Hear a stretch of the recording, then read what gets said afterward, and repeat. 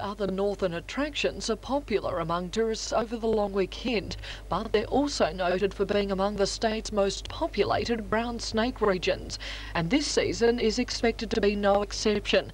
In fact, the recent warm, dry weather is likely to see snake numbers among their highest. We've had a build-up of snakes over the last few years, and I guess this year with a lack of rain, that means that the mice have survived pretty well.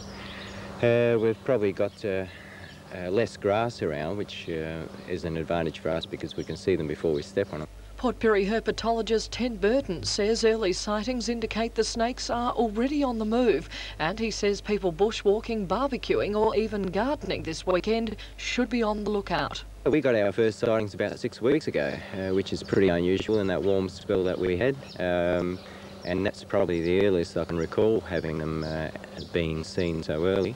But I'm sure that we're going to get a lot of calls this year. There's going to be a lot of snakes around. Mr Merton says this period of the year is particularly dangerous because as the snakes come out of hibernation, they are slow to move, and some will be more actively defending their territory because they're mating. He says the prime concern is the common brown snake, which is recognised as the most dangerous snake in Australia. It's the second most toxic snake in the world. And although not many people die from the bites of them, a severe bite is pretty life-threatening. Mr Merton warns bushwalkers and campers to carry a first aid kit and, in the case of a bite, apply a constrictive bandage and seek medical attention as quickly as possible.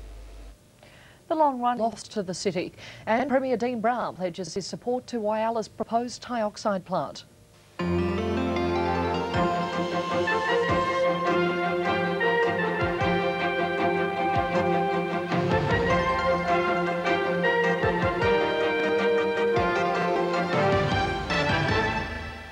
Good evening, Nicole Huck with tonight's Central Television News.